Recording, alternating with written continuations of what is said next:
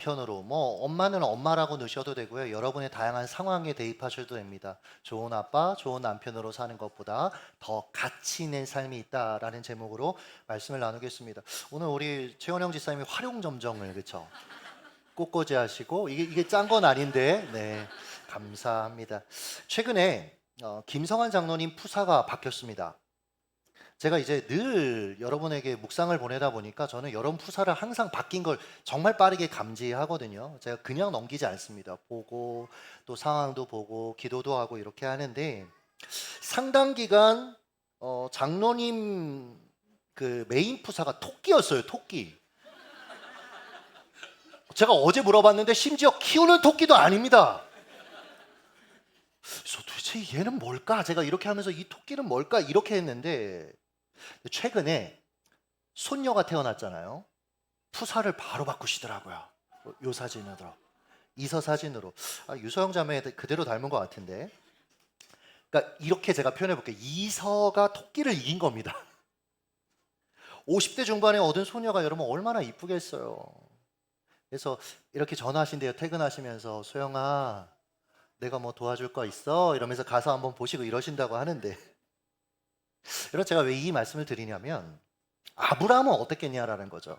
아브라함은 손자가 아니라 아들이 86세에 태어났어요. 아들이 86세에 얻은 아들 얼마나 이뻤겠습니까?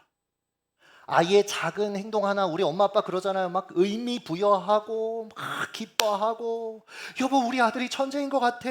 왜 200일밖에 안 됐는데 얘가 나한테 아빠라고 했어. 막 천재설 있잖아요. 여러분 자기 아들 천재설 이런 거 있잖아요. 다들 입에는 뭐 내 새끼 이쁜 내 새끼 이런 말이 막 붙어 있었을 겁니다. 제가 저희 아이에게 이렇게 표현을 많이 하거든요. 그럼 이음이가 제 이 표현을 배워서 좀 당황스럽게 사용할 때가 있어요. 저한테 아빠 이쁜 내 새끼 뭐 이럴 때가 있단 말이죠. 그리고 뭐 욕이 아니고 제가 너무 애들이 이뻐서 이놈의 새끼 이런단 말이에요. 근데 저한테 갑자기 이놈의 새끼 이러면 그러니까 여러분 얼마나 예뻐요. 아마 아브라함은 아이 재롱 보는 재미에 푹 빠져서 정말 하루하루 살맛 나게 살았을 겁니다. 이렇게 보낸 기간이 성경을 보니까 무려 13년이었어요. 여러분 13년. 근데요 재미있는 건 성경은 이 13년 동안 아브라함의 행적에 대해서 단 한 줄도 기록하고 있지 않습니다. 13년 정도 되는 분량이라면 적어도 성경 한 3, 4페이지는 나와도 될 법한데 단 한 줄도 기록하고 있지 않아요. 이유가 뭘까 생각해 봤습니다. 아마 이 기간 아브라함은 이스마엘로 인해 만족하며 살았을 겁니다. 살만 났을 거예요.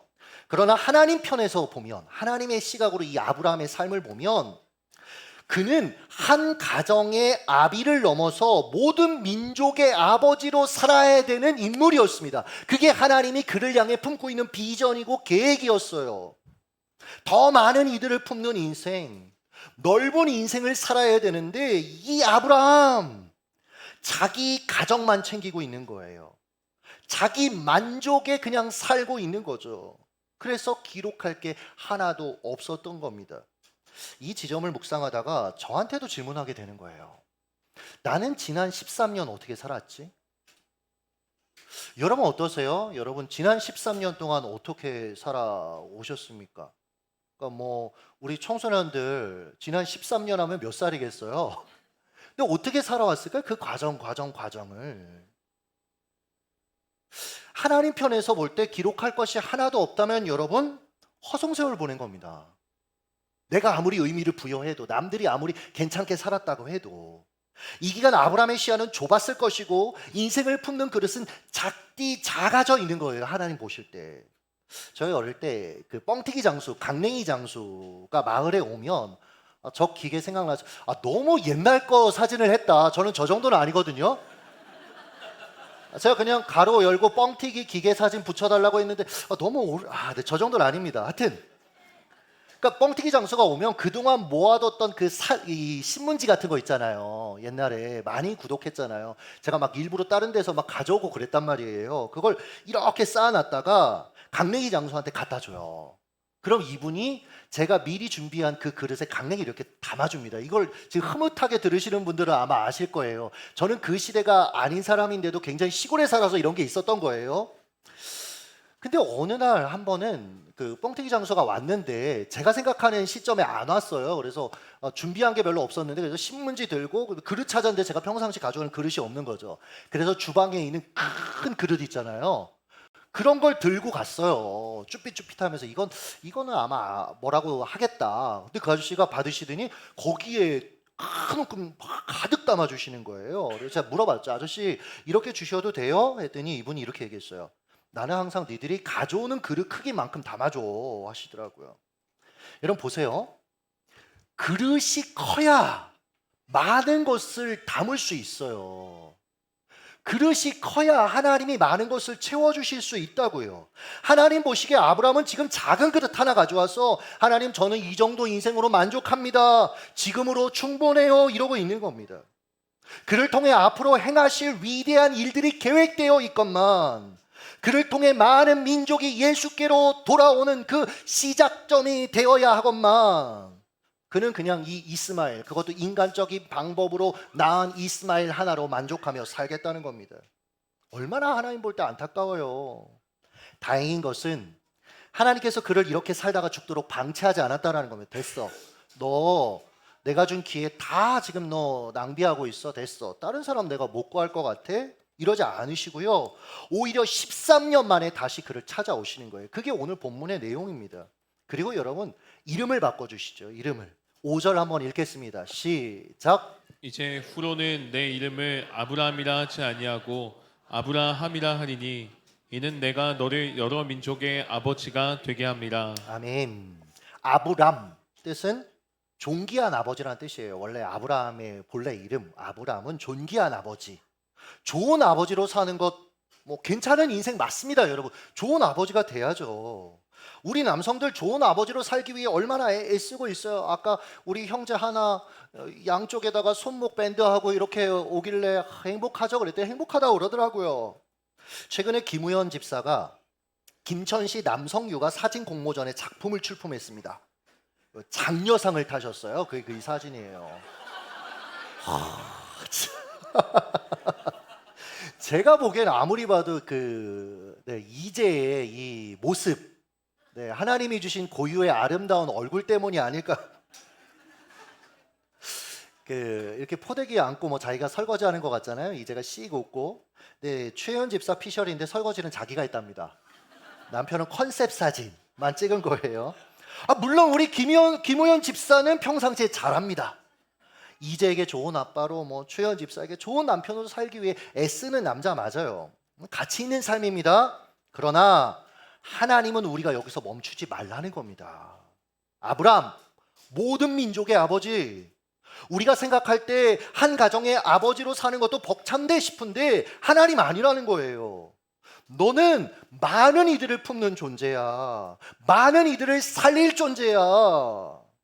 성경을 보면요, 하나님께서 이름을 바꿔주실 때 인생이 바뀐 인물들이 되게 많아요.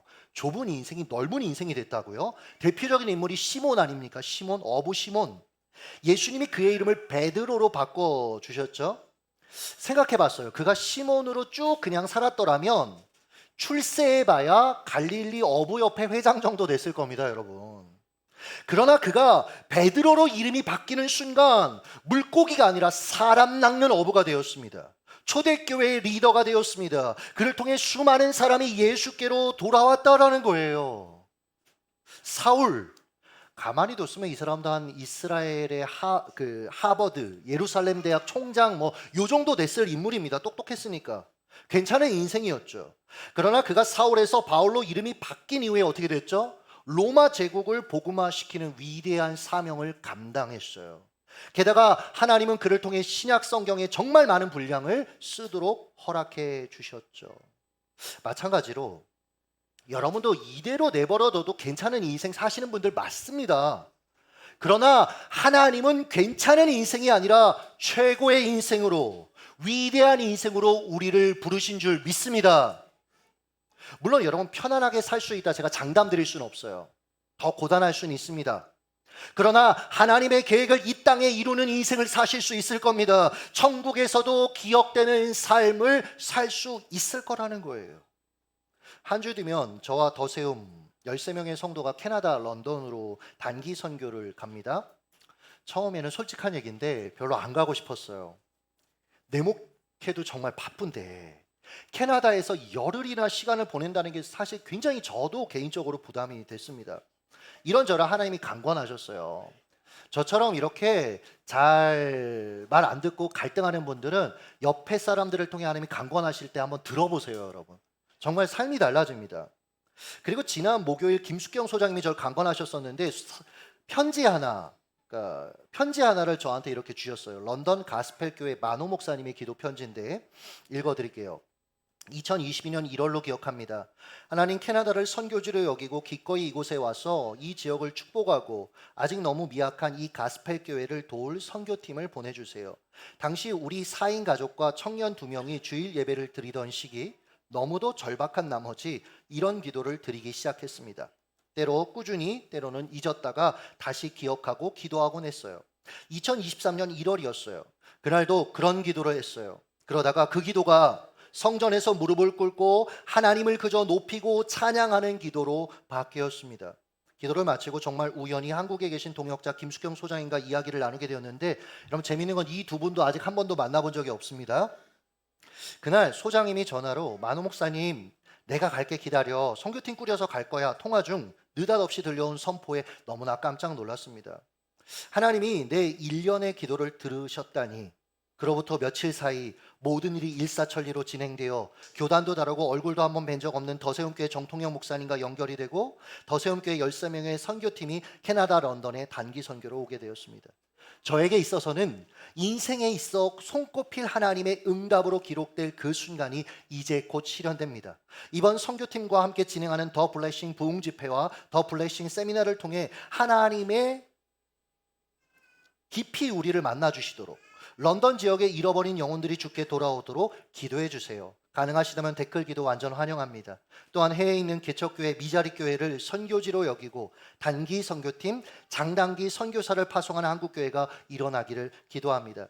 창립 1년 반도 안 된 아직 미약한 교회라 이 모든 일을 감당하기 버겁고, 이 부분이 참 마음이 아팠는데 영적 전쟁도 치열합니다. 너무 힘들 땐 밤에 차 끌고 뛰어가서 옥수수 밭에서 외치며 기도합니다. 런던은 옥수수 밭이 많거든요.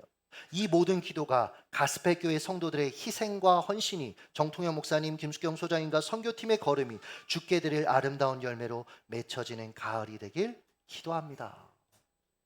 제가 이 편지를 받고 너무 회개가 되는 거예요. 하나님은 위로하고 세울 당신의 교회와 목회자들, 성도들이 이 땅에 너무 많은데 마음이 그래서 지금 너무 급하신데, 그렇잖아요. 여러분도 힘든 일 하나 있으면, 돌파할 수 없는 상황 하나 있으면 마음이 얼마나 조급합니까? 답답합니까? 어디서 손 한번 잡아줬으면 좋겠다는 마음 안 드십니까, 여러분? 저는 개척하고 몇 년 동안 남들은 간증하면서 어느 교회에서 도왔더라, 어느 교회에서 도왔더라, 저는 그런 게 하나도 없었거든요. 하나님, 저는 왜 없습니까? 너무 힘듭니다. 재정적으로 너무 힘든데, 너무 어려운데, 그럴 때 너무 많았거든요.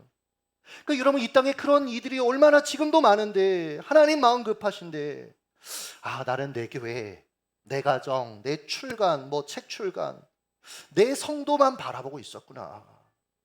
내가 기도할 곳이 너무나 많은데 나는 내 바운더리 안에 머물려고 했구나. 하나님은 나를 아브라함으로 부르셨는데 나는 지금 아브람으로 살겠다라고 고집부리고 있었구나. 혹시 여러분도 지금 아브람으로 살고 계시지 않습니까? 박봉에 시달리면서, 육아에 지쳐서 삶이 여기까지인가 보다, 이 정도 수준인가 보다, 마침표 여러분 찍고 계시지 않으세요? 내가 지금까지 공부한 거 다 뭔가, 애 키우느라 경력 단절 다 됐고 이제 사회에 복귀하자니 너무 겁나고 이제 내 삶은 이 정도의 영역에서 그냥 살다 끝나겠구나, 여러분 하고 계시지는 않습니까? 아니요. 하나님은 당신을 아브라함으로 부르셨습니다.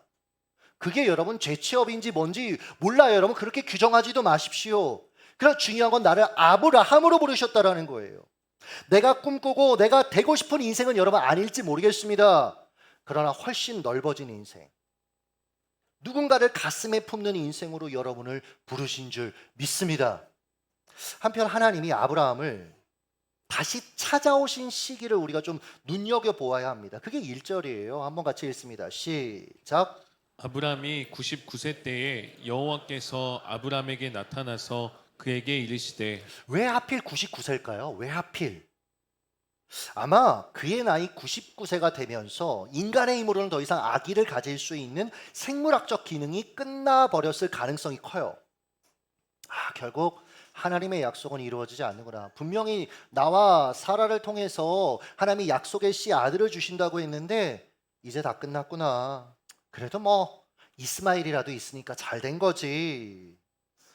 이제 이스마엘 크는 거 보면서 인생을 정리해야겠다라고 아마 생각하고 있었을 거예요. 그는 이 시점에 뭔가 자기 인생에 새로운 일이 일어날 것이라고 기대하지 않고 있었을 겁니다. 그때 하나님이 찾아오신 거예요, 여러분. 그리고 말씀하셨죠. 나는 전능한 하나님이라. 할렐루야. 엘샤다이, 전능하신 하나님. 아브라함아, 나는 불가능이 없는 하나님이야. 내 능력으로는 더 이상 아기 가질 수 없지만 나는 할 수 있어. 살다 보면 내 힘으로는 도저히 어떻게 해볼 수 없는 여러분 그런 상황을 우리가 만납니다. 더는 내 인생에서 억지로 소망을 생성할 힘도 없는 순간을 마주하게 돼요. 여러분 그때 기억하십시오. 나의 하나님은 엘샤다이, 전능하신 하나님. 할렐루야. 그래서 여러분 도전하는 거예요. 아브라함한테. 아브라함아, 너 지금이야말로 내 전능함을 믿어야 될 때야. 여러분 예배 드릴 때 하나님의 전능하심을 찬양할 게 아니라 그걸 넘어서서 여러분의 인생의 순간순간 전능하신 하나님을 선포하시길 예수님의 이름으로 축복합니다. 아브라함이 어떻게 반응했는지 아세요? 그러면 좀 믿음으로 반응했을 법한데 18절 한번 읽겠습니다. 시작. 아브라함이 이에 하나님께 아뢰되 이스마엘이나 하나님 앞에 살기를 원하나이다. 헛웃음이 나더라고요. 저하고 너무 똑같아서. 하나님, 그런 말 이제 필요 없어요. 이제 끝났어요. 그만하세요. 그냥 이스마엘이나 잘 키울 수 있게 은혜해 주세요. 아브라함 우리 조상 맞습니다. 확실해요. 옛날에 어렸을 때 초등학교 때 국민학교 다닐 때 이 노래 혹시 기억하시는 분들 있어요? 아랫집 윗집 사이로 울타리는 있지만 맨 마지막이 뭐예요? 우리는 한결에다 단군에. 그럼 저는 신앙이 막 이럴 때잖아. 막 더 크게 아브라함의 자손이다 막 이랬었는데 여러분 우리도 이렇게 살아요. 나는 전능한 하나님이라. 하나님 그냥 애들 대학 보낼 때까지 좀 회사 다닐 때까지 그냥 좀 얘들 잘 키워주세요. 전 끝났어요. 우리 애나 신경 써주세요. 지난 금요일입니다. 구도의 집사하고 이런저런 얘기를 하다가 앞으로 한 5년 뒤에 자기가 뭐 하고 있을까요? 목사님 이렇게 묻더라고요. 그래서 제가 이렇게 얘기했습니다. 그대가 상상할 수 없는 삶을 살고 있을 거다. 구도의 집사는 얘기하더라고요. 본인이 옛날에 일했던 샵에서 이렇게 주기적으로 노인 어떤 요양원이나 이런 데 가서 어른들 주물러주고 이런 봉사들 했었다. 그래서 저도 나중에 직원이 한둘이 있으면 이런 거 하지 않을까요? 이런 얘기하길래 아니다. 그대가 상상할 수 없는 그거는 그분한테 주신 삶이고 그대에게 펼치실 하나님의 일이 있다. 그랬더니 아멘 안 하더라고요. 그래서 제가 교회를 예로 들어서 설명해 줬습니다. 구도심 시절에 제가 어떤 마음이 있었냐면 50석 예배당이 이제 좁아서 1, 2부로 한 100여 명 예배 드리던 시기였어요. 100석만 되는 예배당 있었으면 좋겠다. 김성환 장로님하고 만나면 100석만 있었으면 좋겠어요. 이렇게 했거든요. 이후에 드림피아로 넘어왔습니다. 35평 예배당 간이의자 동원해서 한 110명 정말 여러분 가득 끼어 앉았습니다. 그러니까 지금 이건 양반이에요, 여러분 진짜로. 양 옆에 사람의 호흡이 들릴 정도가 돼야 돼요, 사실은. 너무 덥고 막 이랬어요. 그때 여러분 이런 냉방실 이 정도도 안 돼 있었습니다. 선풍기 막 덜덜거리면서 막 그랬고. 그러니까 더 이상 들어올 수 없으니까 옆에서 간이 TV 식당에서 성도들 보고 있고 어느 날 가면 거기 한 50명, 60명 앉아 있고 막 마음이 너무 안 좋았어요. 그래서 그때 했던 얘기가 제발 300석만 됐으면 좋겠다 이런 얘기 했거든요. 그리고 이제 교회가 여기로 옮겼어요. 그리고 나서 여러분 한 3년 반 됐나요 이제? 300석이 부족해서 2층에도 예배하는 상황이 됐어요. 며칠 전에 김성환 장로님하고 닭을 먹다가 장로님 그러시더라고요. 목사님, 나중에 500석만 되는 예배당 있으면 딱인데요. 그래서 제가 말씀드렸어요. 장로님, 근데 우리가 매번 몇 석 있었으면 좋겠다고 했는데 몇 년 못 가서 더 많은 좌석이 있었으면 좋겠다라고 얘기하고 있잖아요. 순간 이런 마음이 드는 그 말을 얘기하면서 하나님은 항상 우리가 상상할 수 없는 상황과 규모로 이끌어 주셨구나. 사랑하는 여러분, 하나님을 여러분의 시야와 여러분의 스케일로 한정 짓지는 마십시오, 여러분들. 그분은 전능하신 하나님입니다. 시편 82편 10절을 믿음으로 선포하겠습니다. 읽습니다. 시작. 나는 너를 애굽 땅에서 인도하여 낸 여호와 내 하나님이니 내 입을 크게 열라 내가 채우리라. 할렐루야. 내 입을 어떻게 하래요? 크게 열라 내가 채우리라. 430년 동안 이집트에서 종살이하던 이스라엘, 강력한 이집트 군대의 그 감시 속에 소모품처럼 취급받다가 생을 마감해야 할 뻔했던 이스라엘. 그런데 그들을 하나님이 전능하심으로 건져내시고 추격하는 이집트의 군대는 홍해에서 수장시켜버리시는 그 전능하신 하나님, 그분이 지금 뭐라고 도전하십니까? 내 입을 크게 열라 내가 채우리라. 너가 할 수 있는 게 아니고 내가 누구인지를 기억해내라. 너희를 애굽 땅에서 종되었던 땅에서 구출한 하나님이 아니냐. 나를 바라봐라. 그리고 믿음의 입을 열어라. 내가 채울 것이다. 과거 청소년들과 함께 강원도 영월에 있는 작은 마을에 단기 선교를 갔었어요.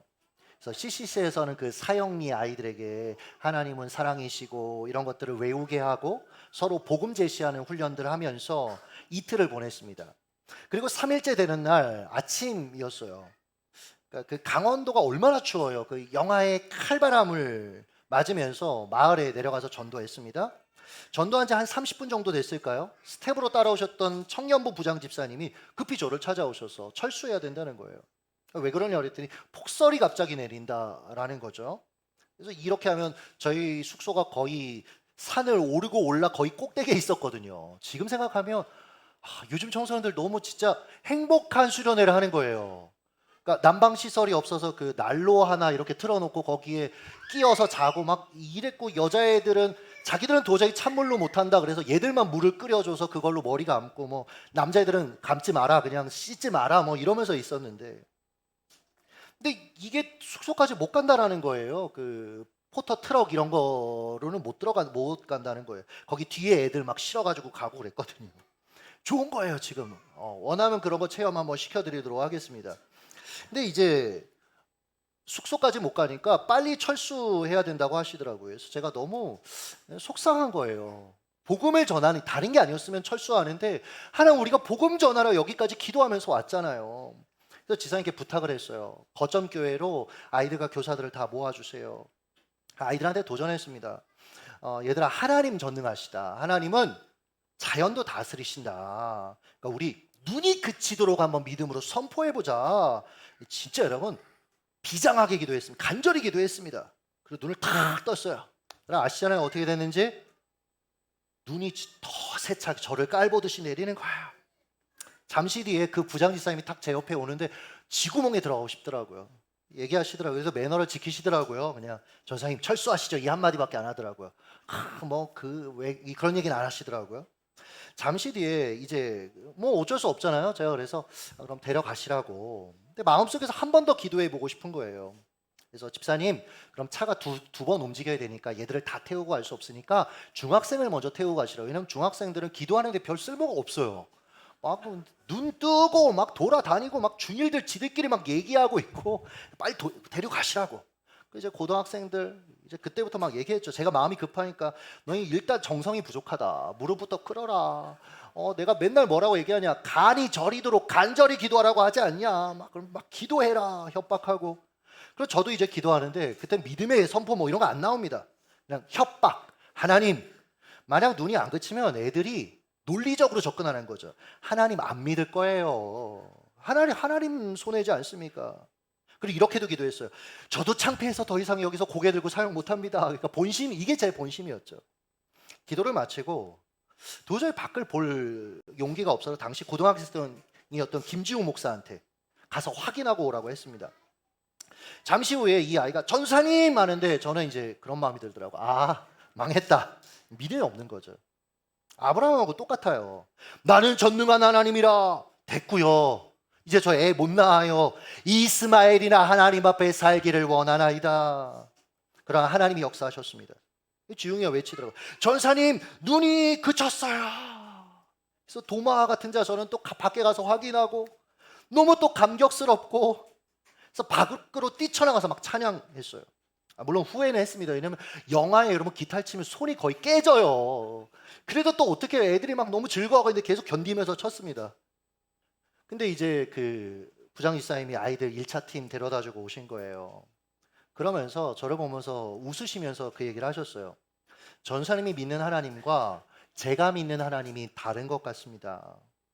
근데 제가 순간순간 이 얘기를 저한테 대입해요. 하나님은 같은 분인데 우리가 다르게 믿어요, 여러분. 우리가 그렇게 살 때가 얼마나 많냐라는 거죠. 여러분 어떤 하나님 믿으십니까? 전능하신 하나님이 나의 하나님을 믿으시기를 예수님의 이름으로 축복합니다. 말씀을 맺도록 하겠습니다. 설교 작성을 마무리하고 이제 저는 항상 토요일쯤 이제 결론을 쓰려고 남겨둬요. 근데 이제 지난 토요일 아침이었습니다. 한 집사님의 전화를 받았어요. 목사님, 우리 교회 다음 세대들 정말 이렇게 간식하라고 한 30만 원씩 물질을 흘려 보냅니다 하시는 거예요. 그래서 교육자들과 얘기하면서 이 주신 물질에 교회 재정을 조금 보태서 우리 가을에 아이들 파티 시키자. 고기도 굽고 정말 좋은 시간 이렇게 갖자. 별로 좋지 않아요, 우리 청소년들? 고기는 흔해. 스테이크 정도 돼야 되나요? 네, 그래요. 그렇게 얘기를 했어요. 제가 집사님하고 통화하면서 집사님, 제가 왜냐면 이 말씀을 준비한 상태니까 집사님은 아브라함에서 아브라함으로 변한 인생입니다. 왜냐면 제가 과거부터 쭉 봐왔으니까, 나이 듦을 봤으니까 넓어진 인생을 살고 계십니다 했더니 눈물을 흘리면서 그러시더라고요.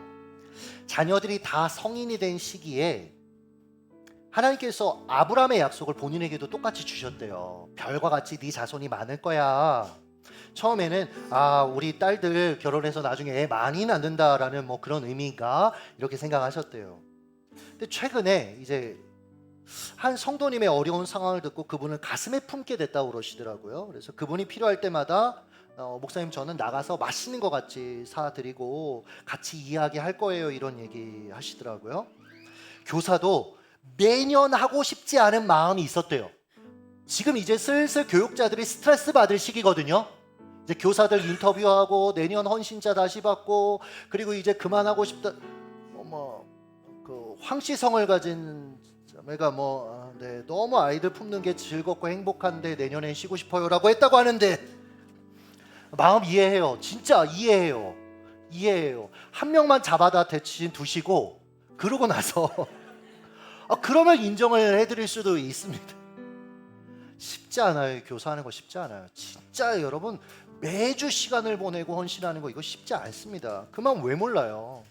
저 솔직히 담임 목사로서 이거 준비 여기 원고에 안 쓴 건데 좀 1년 우리 교사들 좀 쉴 수 있게 다른 분들이 지원을 엄청 많이 했으면 좋겠어요.